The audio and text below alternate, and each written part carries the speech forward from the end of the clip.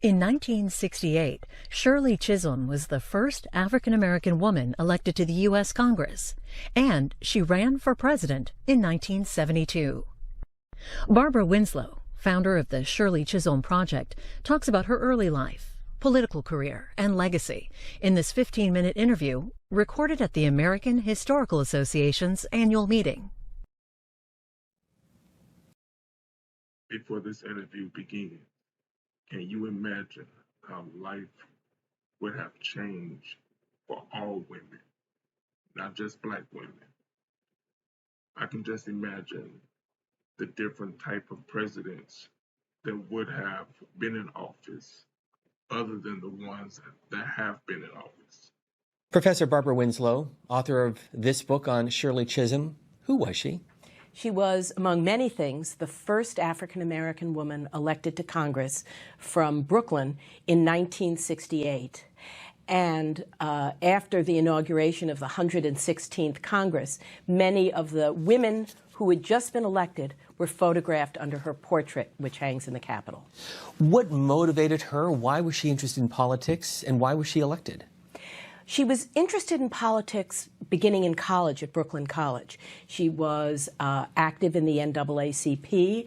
She founded a Black women's sorority. She supported a woman who was running for president at Brooklyn College, and she was active in the Harriet Tubman Society. So she began her political activism as a college student.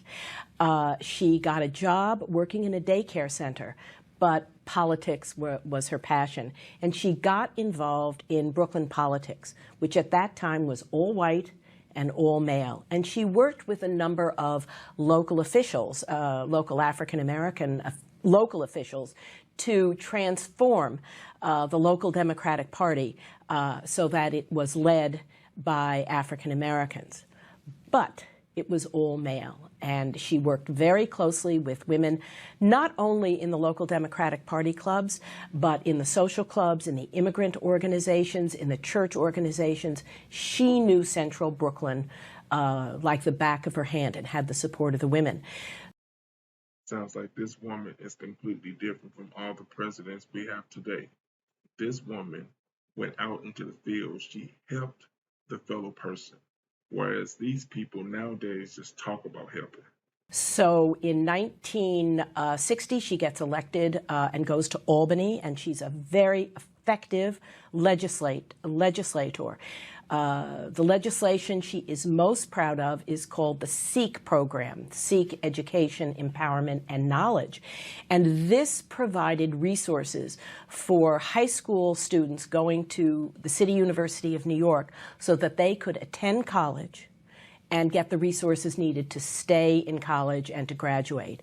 And that transformed the City University of New York, the various colleges, including her alma mater, Brooklyn College, from basically being all white to resembling more of the diversity of New York City. It was a fantastic accomplishment. Did she grow up in Brooklyn? She spent 7 formative years on the island of Barbados. And Barbados, I think, really was transformative for her in many ways, even though she was a young girl.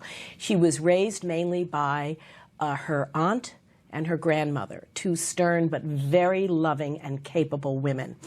She also was in Barbados at a moment where the struggle for Barbadian independence begins, the struggle for labor rights begins. One of her uncles wrote for the Black Barbadian newspaper, and I am absolutely convinced that she had her racial and gender consciousness raised by those 7 years in Barbados. I wonder if you can put in perspective, though, the significance of her election. She took office 50 years ago in 1969, elected in 1968. The civil rights movement was at its peak. The Voting Rights Act passed by President Johnson, signed into law. So what did it mean for her to be elected? Well, it was the front page of the New York Times. Prior to that, they never mentioned her by name. And it was as much of an earthquake as the only thing it that comes close to was the election of Alexandra Ocasio-Cortez. That is, wow, how did this happen? And nobody thought it was going to happen except people in the borough of Brooklyn. And she became a superstar almost immediately, thrust into the national spotlight. There's so many parallels to what has just happened recently. She challenged the white and male authority Democratic leadership. She refused to sit on the agricultural community because she said there's no agriculture in Brooklyn. And when they said, well, there is a food stamp committee, they wouldn't put her on that. So she said, I won't serve on those committees. And she ended up serving on the Veterans Committee. They had to change the rules legislation because you weren't allowed to wear hats in Congress. And she wore a hat when she was going to be sworn in, so they had to change the rules. And she was not going to take any guff from these older white leaders. And they just changed the rules for this Congress. You can wear religious garb in That's right. the floor of the House. Yes, yes. What was she like as a person? Everybody who I have interviewed, and I run this project called the Shirley Chisholm Project, and I've interviewed her, said she was very funny, she loved to dance, and when she wasn't on the floor of the House, she was a real cut-up. She was very generous, and she also was a shopaholic. If there had been computers, she would have been online shopping 23 hours a day. I hate to be that person, but a woman that loves to shop.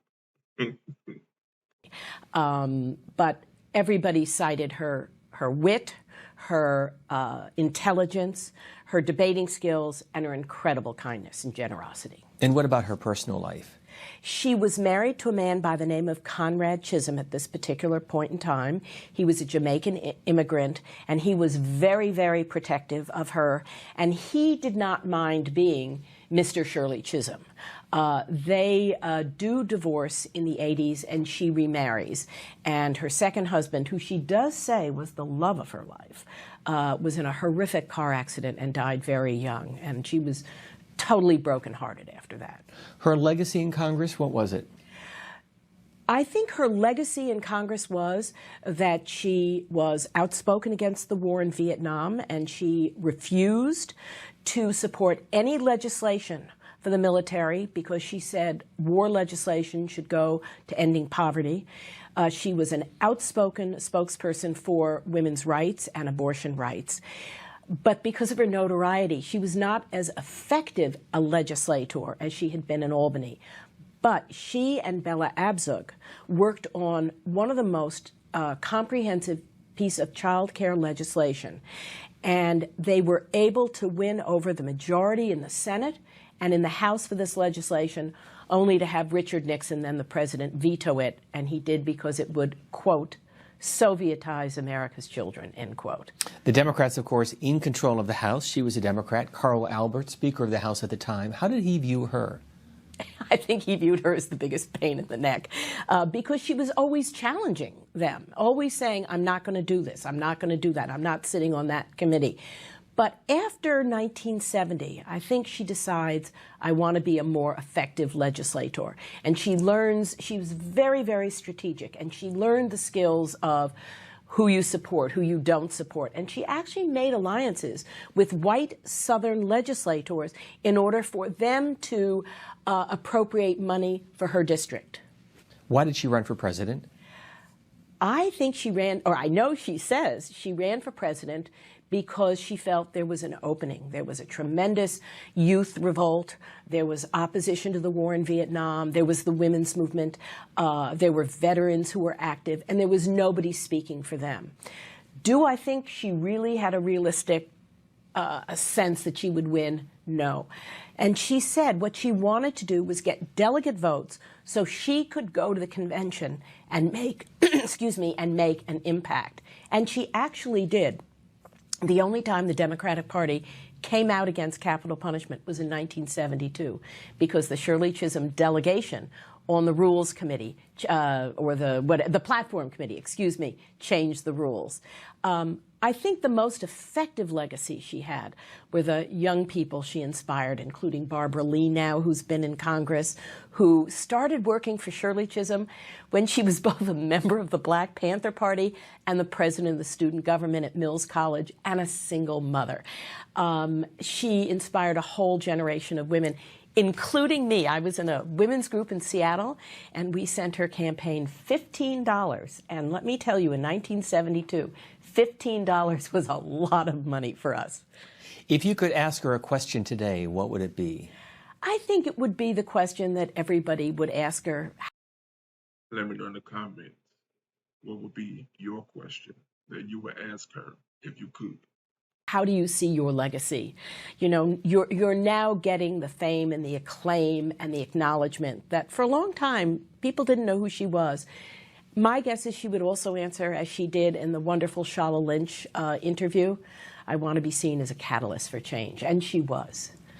Her portrait is in the U.S. Capitol. Yes, Her statue also in the Capitol. What does that represent? Well, Nancy Pelosi made sure that this wonderful portrait of Shirley Chisholm is in the Capitol building, and it is situated in a place that for every inauguration, the entire inauguration parade, including the president-elect, the Congress, the Joint Chiefs of Staff, the Supreme Court, all have to walk past her portrait. There's also a portrait of her in the Brooklyn Borough President's office, and the mayor of New York City has just announced that the first statue to a woman is going to be of Shirley Chisholm in Prospect Park in Brooklyn.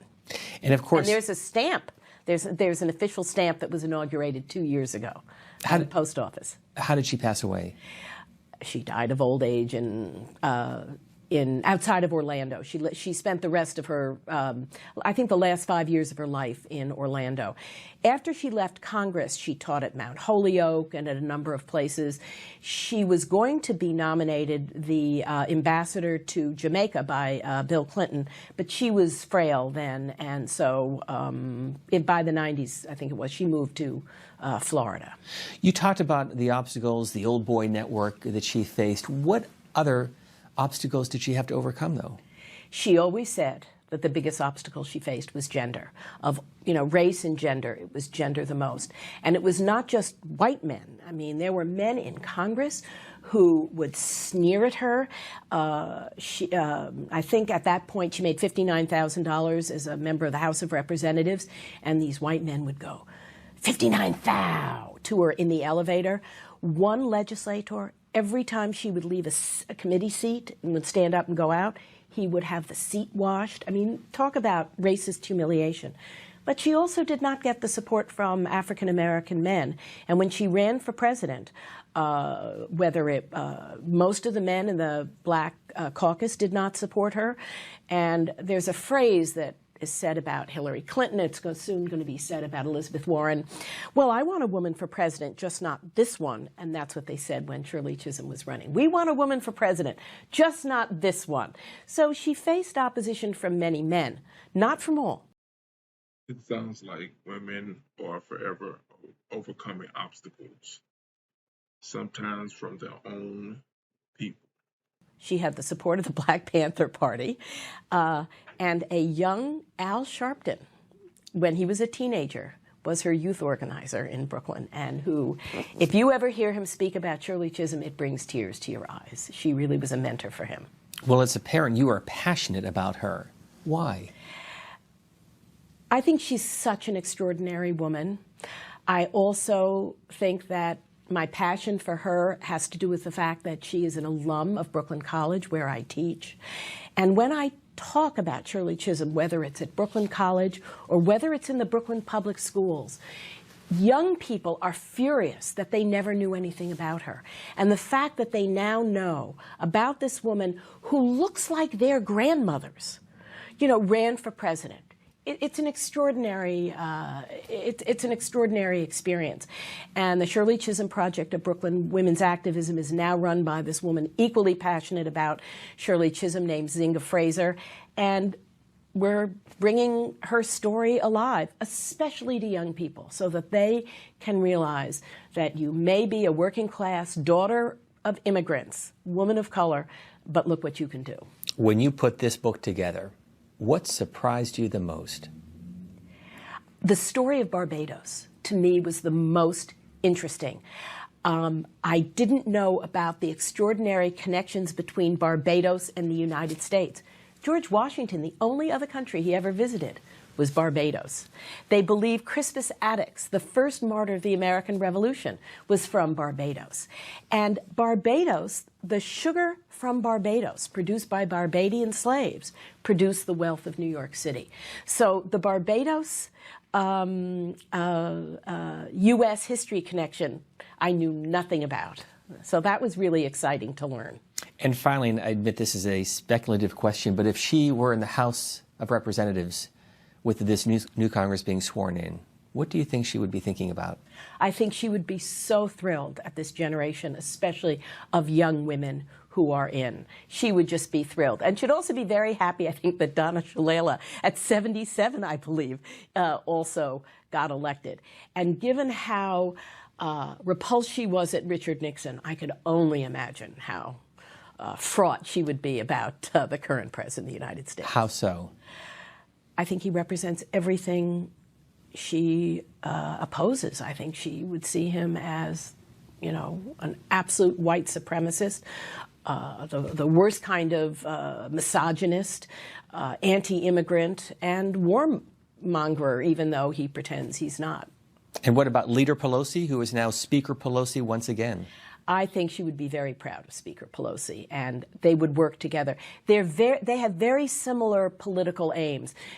Chisholm was, you know, in the left of the progressive wing of the Democratic Party, as is Speaker Pelosi. Barbara Winslow. Tell me in the comments, what do you think Shirley Chisholm will be thinking when it comes to the different political parties right now today? When it comes to all historical figures, Shirley Chisholm is my absolute favorite one. So I will continue to try to look for interviews of her, especially if I can find some with her actually in it. Tell me what you think about this video in the comments. Let's have a discussion.